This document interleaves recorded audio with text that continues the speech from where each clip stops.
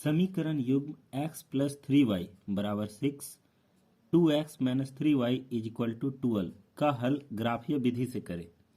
तो ये क्वेश्चन 2011 के एनुअल एग्जाम में, 2014 के एनुअल एग्जाम में और 2016 के कंपार्टमेंटल एग्जाम में आए हुए हैं। इसी प्रकार का क्वेश्चन हर साल आते हैं। ये 5 नंबर वाला क्वेश्चन फिक्स है कि एक क्वेश्चन आना ही आना है। तो आपको इस क्वेश्चन को अच्छे से तैयार करके जाना चाहिए, क्योंकि ये पहले से आउट है, ये आएगा ही। तो देखते हैं कि इसको किस प्रकार से सॉल्व किया जाए। सबसे पहले इसको सॉल्व करने के लिए इसको इक्वेशन 1 और 2 के फॉर्म में लिख लेते हैं। फिर हम लोग सॉल्व करने का एक एक स्टेप बताता हूँ, उसको उस अनुसार से हमको चलना है। तो देखिए, सबसे पहले इसको समीकरण 1 से चलेंगे। समीकरण लिखना होता है समीकरण 1 से। समीकरण 1 से चले हैं तो पहले समीकरण 1 को उतार लेना है। क्या लिखना है? समीकरण 1 में लिखा हुआ x plus 3y is equal to 6। फिर हमको कोई एक वैल्यू को सेपरेट करना है, कोई एक वेरिएबल राशि को। जैसे हम x को करते हैं तो x इज इक्वल टू क्या हो जाएगा, ये 3y इस साइड जाएगा तो 6 माइनस 3y हो जाएगा। अब हम लोग यहाँ पर एक बॉक्स को बनाएंगे। उस बॉक्स में बारी बारी से y का वैल्यू पुट करना है और x का वैल्यू निकालना है। तो चलते हैं। आपको चाहिए कि इसे एक स्केल की सहायता से बनाएं। देखिए इस प्रकार से, जहाँ पे ये ख़त्म हुआ है ठीक उसके नीचे ये बॉक्स हम लोग बनाते हैं। तो इस प्रकार से हम लोग इसको बना लेंगे और यहाँ लिखना है क्या, देखिए बिल्कुल साफ सुथरा, ताकि 5 में 5 नंबर मिल पाए। हम बहुत कम ही काम इसमें बताएंगे, उसमें ही पूरा कम।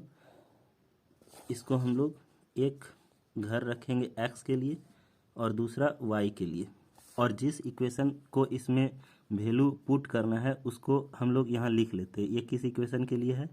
x plus 3y is equal to 6। एक में लिखना है x और दूसरा में लिखना है y। हम लोग x का मान और y का मान निकाल के इसमें भरते हैं। केवल 2 बॉक्स से ही इसका काम हो जाता है। आप चाहें तो 3-4 निकालें, लेकिन उसका कोई यूज नहीं है। तो हम लोग रखते हैं y का वैल्यू, लिखते हैं जब y इज इक्वल टू 0। सबसे पहला वैल्यू 0 पुट करके चेक किया जाता है, वो आसान होता है। तो y का वैल्यू जब 0 रखेंगे तो x का मान कितना आएगा? तो x इज इक्वल टू, देखिए x का वैल्यू क्या है, 6 माइनस 3 गुने y। 6 माइनस 3 गुना 0, 3 को जब 0 से मल्टीप्लाई करेंगे तो ये क्या हो जाएगा, 0। यानी कि इसका जो वैल्यू आया वो क्या आया, 6। जब y का वैल्यू हम लोग 0 पुट किए तो x का वैल्यू कितना आया, 6। अगेन फिर हम लोग पुट करेंगे जब y इज इक्वल टू, कुछ भी रखना है, मान लेते हैं कि हम 1 रखते हैं, 1। तो x का मान कितना आएगा, तो x is equal to 6 minus 3 को जब 1 से मल्टीप्लाई करेंगे तो ये हो जाएगा 3, और 6 में 3 जाएगा तो ये क्या हो जाएगा, 3। तो y का वैल्यू हमने 1 रखा तो x का वैल्यू कितना आया, 3।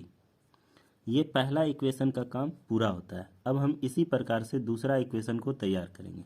लिखेंगे, सेम स्टेप से हमको गुजरना है। समीकरण 2 से, समीकरण 2 में क्या लिखा हुआ है, 2x minus 3y is equal to 12। ठीक, इससे हमको x का वैल्यू निकाल लेना है पहले। तो यहाँ पर 2x बराबर हो जाएगा 12, ये माइनस 3y जब इस ओर आएगा तो ये क्या हो जाएगा, प्लस 3y। ठीक, ये 2 मल्टीप्लाई में इसको इधर लाएंगे तो x बराबर हो जाएगा 12 प्लस 3y बाय 2। अब हमको y का बारी बारी से वैल्यू रखना है और उसका सॉल्व करके x का मान निकालना है। तो हम सबसे पहले y का वैल्यू क्या रखते हैं, 0।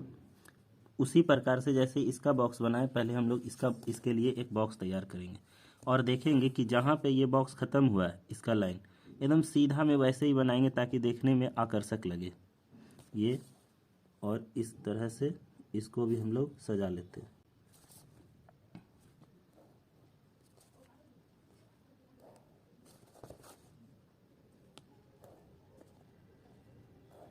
एक x के लिए और दूसरा y के लिए। एक में x लिखना है और दूसरे में y। और ये किस इक्वेशन का था? इक्वेशन 2 का। और इक्वेशन 2 क्या लिखा हुआ है? 2x minus 3y is equal to 12।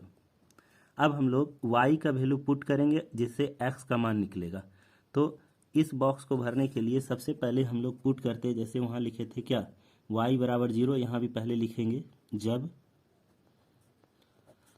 y is equal to 0 तो x का मान क्या होगा? देखें x का मान क्या होगा, y के स्थान पे 0 रखेंगे तो 0 को जब 3 से गुना किया जाएगा तो वो हो जाएगा 0 और बचेगा क्या, 12/2। यह जो कट के आएगा कितना, 6 बार में। 12 का टेबल 6 बार पढ़ने पर 12 आता है। तो y का मान 0 रखेंगे और x का मान क्या आएगा, 6। फिर से जब y बराबर, आपको यहाँ y का मान ऐसा पुट करना है जिससे x का जो संख्या आए वो पूर्ण संख्या के रूप में आए। अगर भिन्नात्मक या पॉइंट में आ जाए तो ग्राफ बनाने में फिर समस्या होगा। तो हम लोग को कोशिश करना है कि y का ऐसा वैल्यू रखेंगे जिससे x का मान पूर्ण रूप से आए। तो y का वैल्यू अगर हम यहाँ 1 रखते हैं तो ये हो जाएगा, 3 को 1 से मल्टीप्लाई करेंगे 3 और उसमें 12 जोड़ेंगे तो आ जाएगा 15 और इसको 2 से डिवाइड करेंगे तो 7.5। 7.5 खींचने में थोड़ा समस्या होगा, लेकिन चूंकि हम पॉइंट वाला इसलिए बता रहे हैं ताकि ग्राफ बनाने में पॉइंट का यूज कैसे होता है वो भी सीख जाएंगे।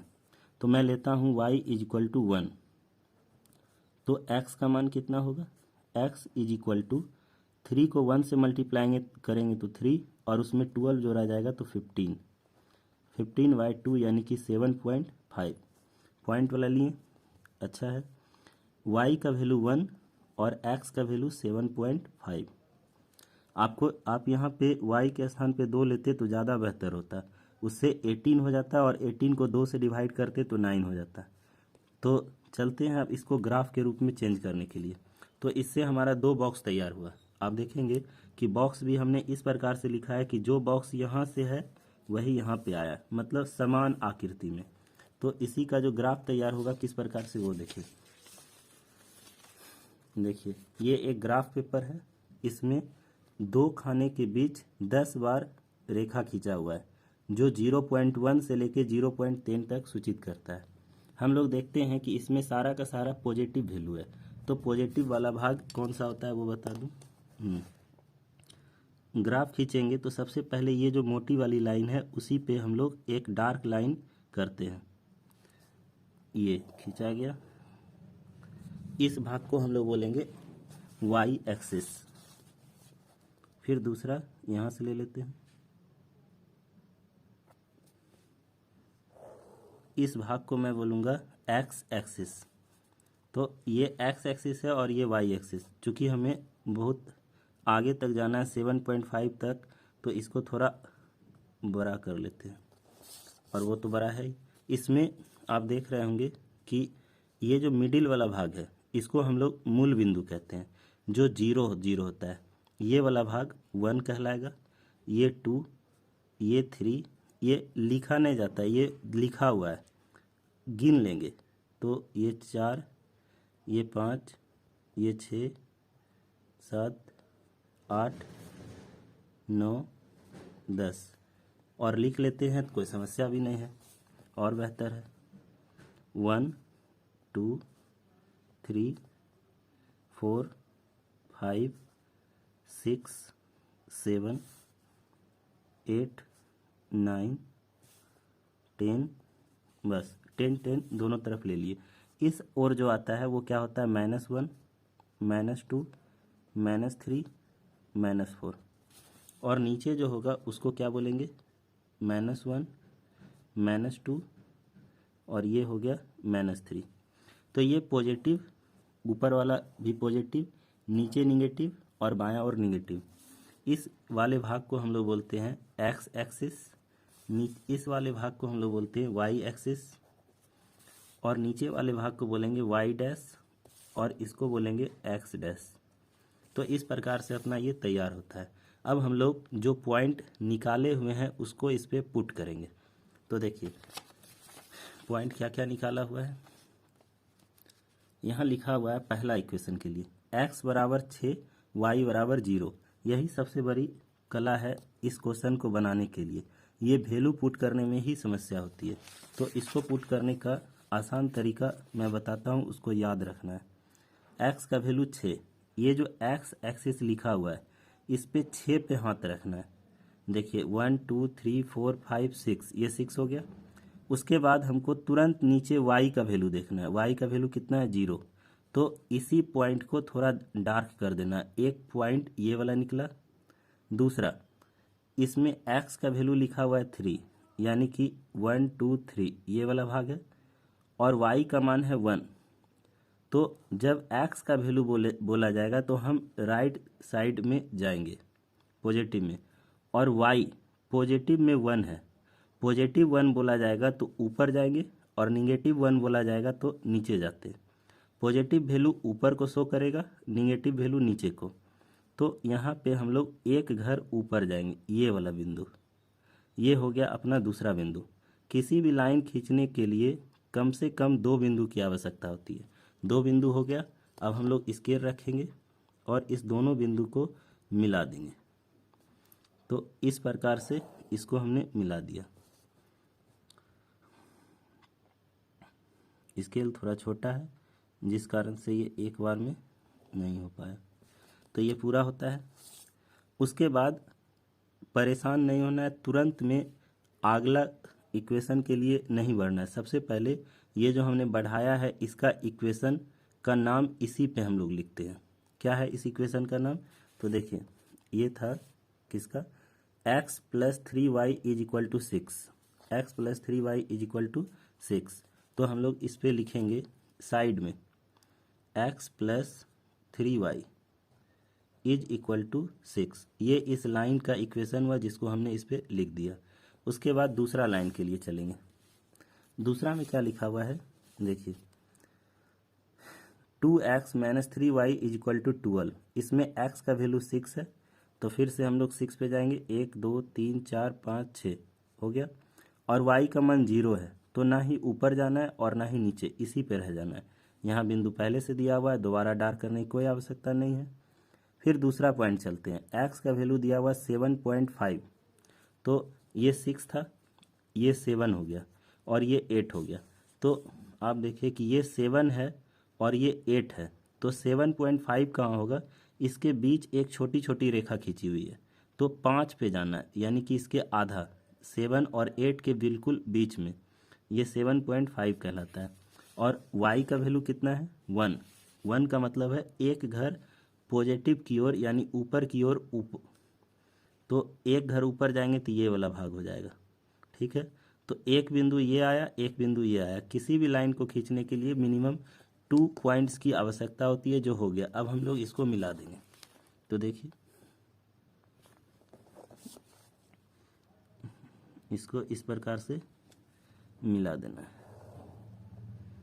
ये जिस बिंदु पे कटा वही अपना आंसर होता है।